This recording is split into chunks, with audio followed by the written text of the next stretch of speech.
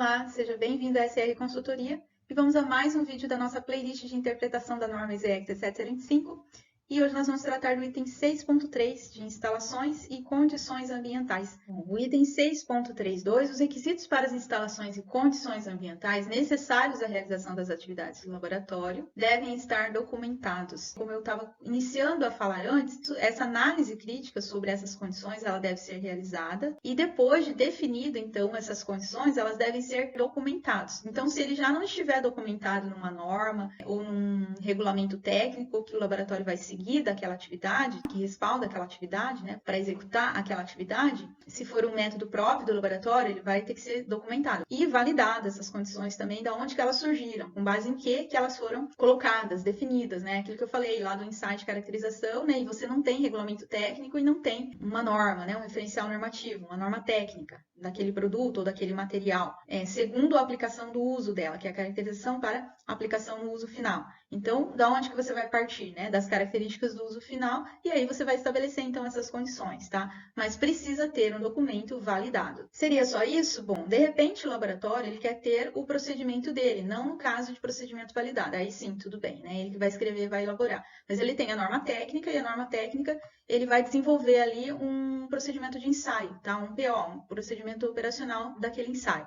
Então, essas condições, elas devem também estar retratadas nesse procedimento operacional. O laboratório, assim como as condições de ensaio, né, as etapas, essas condições ambientais, elas devem também estar retratadas lá. O laboratório, ele deve monitorar, controlar e registrar as condições ambientais de acordo com as especificações, métodos ou procedimentos pertinentes, que eu acabei de explicar quais devem ser, ou quando estes influenciarem a validade dos resultados.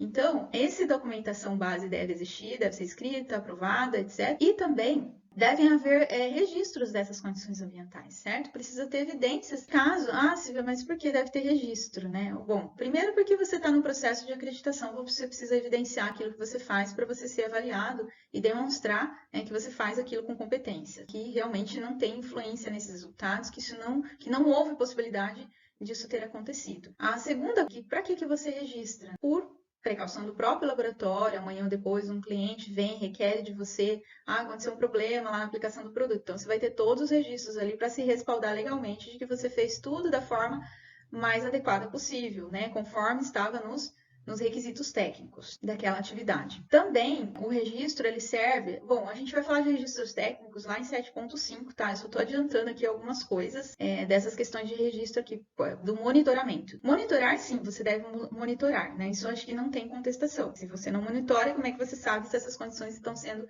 mantidas, né? Como aquela questão que eu falei da energia elétrica que acaba lá na madrugada, não tem ninguém perto, ninguém ficou sabendo, no outro dia chega lá para trabalhar e voltou a energia, o material está congelado lá do mesmo jeito, e daí como é que você vai saber que aquilo teve influência? Então, precisa ter esse monitoramento mesmo quando o pessoal não está em expediente. Como que vai fazer de forma automática? Aí é com o laboratório. Vocês precisam estudar como que vai ser feito.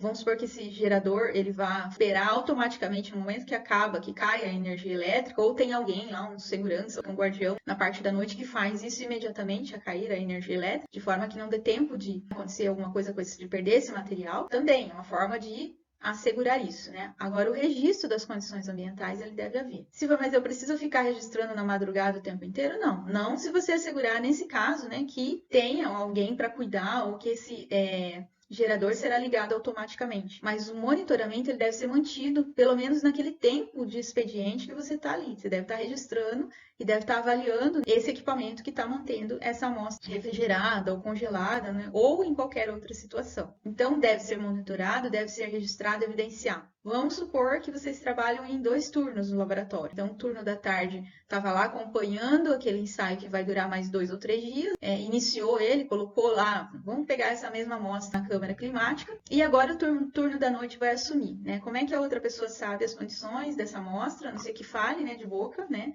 Como que ela vai saber as condições que foram mantidas, que tem que continuar mantendo, o que aconteceu, o que está acontecendo? Então, por meio de registros, né? De evidências que foram registradas, anotadas, a partir dali ela vai assumir o restante do monitoramento. Equipamentos, hoje em dia, têm condições de ser automatizados, como uma câmera climática, por exemplo, ela pode ser monitorada automaticamente, de forma remota. Também ela pode ter um software ali acoplado que vai gerar esses relatórios das condições internas dessa câmera, ou até mesmo de uma sala de ensaios que seja fechada hermeticamente, ela pode ser controlada. Isso, né, é super possível. No entanto, cada laboratório olha sempre a viabilidade que é melhor para ele, tanto de forma econômica quanto de questão de pessoal, para ajudar no monitoramento, para ele viabilizar ou não certas formas de fazer esse monitoramento. Desde que seja monitorado e seja evidenciado esse monitoramento, né, e atenda, né, às condições, né, os requisitos, pode ser feito de N formas. Bom, o importante no item 7.10.1b consta a abordagem de risco, as ações, incluindo interrupção ou repetição do trabalho e retenção dos relatórios, quando necessário, sejam baseadas nos níveis de risco estabelecidos pelo laboratório. Então, o item 7.10.1b está falando em as abordagens de risco, que ser, por exemplo, interrompido um ensaio por causa das condições ambientais. Isso tem que ser levado em consideração também como risco na abordagem de riscos e sejam baseados nos níveis de risco estabelecidos pelo laboratório. O laboratório, ele deve levantar os riscos do não atendimento a essas condições ambientais.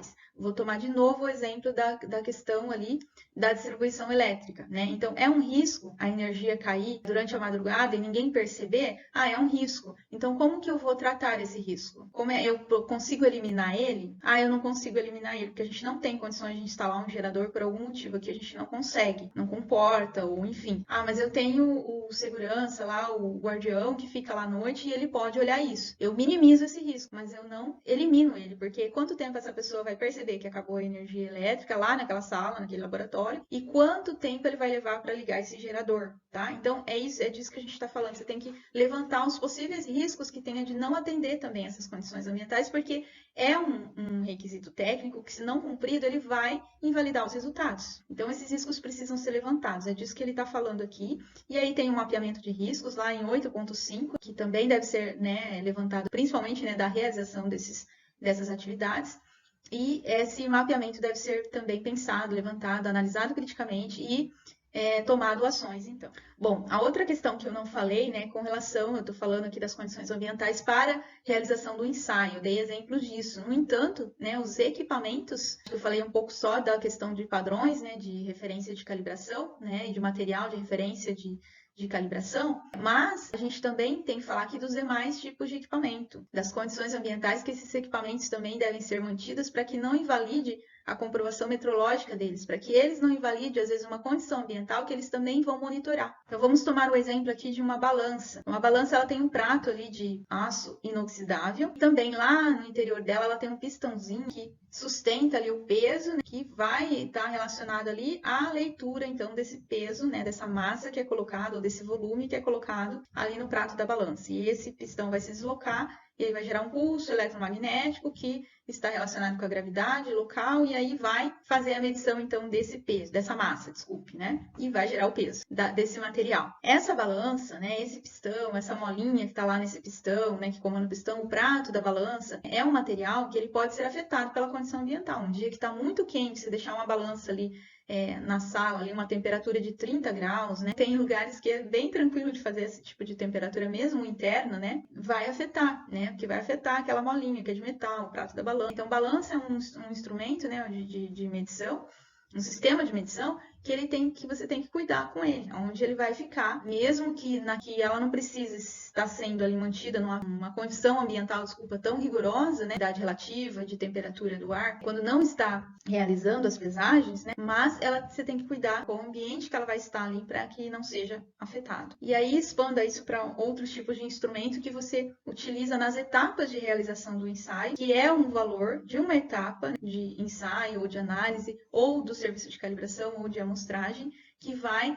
somar com os erros, né, digamos assim, lá no resultado final, para gerar o resultado final e a incerteza de medição desse resultado final. Por isso que eu falei, tem que fazer uma análise crítica, levantar todos os instrumentos, equipamentos, né, materiais de referência, padrões de referência que vocês utilizam, né, padrões de medição também que vocês utilizam nessas atividades que o laboratório realiza, para ver por cada um quais são as condições de cada um a serem mantidas, a serem atendidas, quais as condições especificadas para cada um, e também os riscos da falta de monitoramento que possa vir a acontecer e afetar e invalidar, então, esse resultado final. Seria isso. O item 6.3.4, ele fala, então, sobre as medidas, né, que devem ser realizadas para controlar, então, essas instalações do local de ensaio, de calibração ou amostragem, que devem ser implementadas, que devem ser, então, monitoradas e periodicamente submetidas à análise crítica. Então, veja que não é só aquela análise crítica inicial que eu comentei das instalações, né?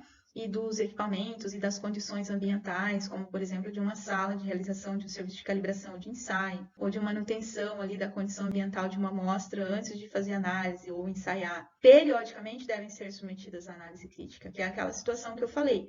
Lá no exemplo, de novo, vou tomar aqui, né, de queda da energia elétrica. Então, eu preciso, vamos supor que aconteceu de cair essa energia elétrica, e era o caso que tem o guardião lá, que estava lá para ligar o gerador na sequência, né, que caiu. Então, como que eu vou saber se afetou ou não essa condição ambiental dessa amostra? Eu vou precisar chamar essa pessoa, né, entrevistar, sem ter uma interferência ali, e perguntar, olha, quanto tempo o senhor acha mais ou menos que levou, né, entre cair a energia e o senhor ligar o gerador? Ah, levou só 10 minutinhos. Tá, então vamos analisar esses 10 minutos, então, se afetou ou não a condição dessa amostra. Ou não, não dá para confiar, é muito delicado essa situação, esse analito é muito delicado. Não dá para a gente confiar na fala do guarda, né? Porque às vezes não é intencional, mas essa pessoa, 10 minutos para mim não é 10 minutos para você, né? Então, a gente tem formas de medida, né, de tempo ali, não são às vezes diferentes. Então, será que a gente confia, né? Ou será que é melhor a gente descartar? Então, depende da amostra, depende da situação, né? Você tem que analisar criticamente os poréns, né?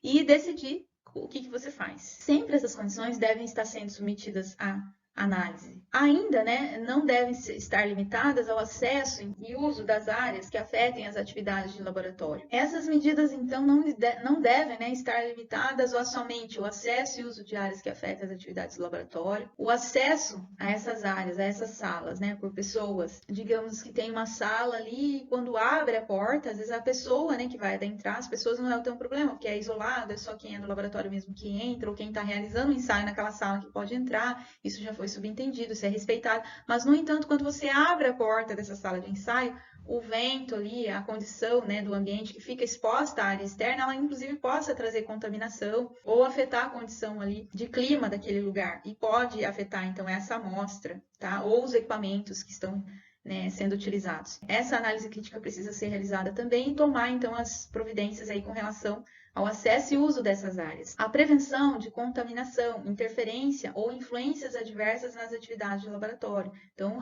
o item de cima eu já coloquei ali a questão de contaminação, né? Como que deve ser acessada, então, essas áreas, ou esse equipamento, essa câmara climática, essa estufa, né? Esse banho-maria, como é que eu tiro a amostra de lá? Eu tenho que usar uma luva, eu tenho que usar uma roupa específica, né? Essa sala de ensaio ou essa sala de amostragem, como é que eu entro nesse ambiente? Quando eu vou retirar uma amostra microbiológica, que tipo de amostra que eu estou retirando? Como que eu tenho? Quais as condições ali, os EPIs que eu devo utilizar, tanto individual quanto coletivo ali da equipe, para que a gente não afete, não contamine essa amostra. Ou não seja contaminada, inclusive, por ela. Tem esse lado também, né? Na área microbiológica e química, a gente lida bastante com isso. A interferência ou influências adversas, né? Como que eu vou analisar isso aqui, levantar essas condições e como que a gente vai tratar? Separação efetiva entre as áreas com atividade de laboratório incompatíveis, né? Então, principalmente pelo caso de contaminação, ou se eu estou numa área de acústica, né? Eu preciso ter essa sala isolada. Tudo isso tem que ser pensado, né? Analisado e levantados os pontos ali de como que vai assegurar e vai atender, então, a esses requisitos. O item 6.35 traz que quando o laboratório realizar atividades de laboratório em locais, instalações fora do seu controle permanente, o laboratório deve assegurar que os requisitos relacionados às instalações e às condições ambientais deste documento sejam atendidos. Então, tem laboratórios que precisam realizar a amostragem, por exemplo, né, o processo de amostragem lá do cliente, vai retirar a amostra do cliente. Então, essas condições, né, esses requisitos de condições ambientais, eles devem ser expandidos para essa localidade também, sejam quais forem os cuidados. Ou esse laboratório subcontrata serviços de ensaio ou de calibração, essas condições devem ser mantidas da mesma forma. Ou esse laboratório tem uma unidade móvel transportado para certas localidades para realizar então essas atividades. Da mesma forma, essas condições então precisam também ser mantidas.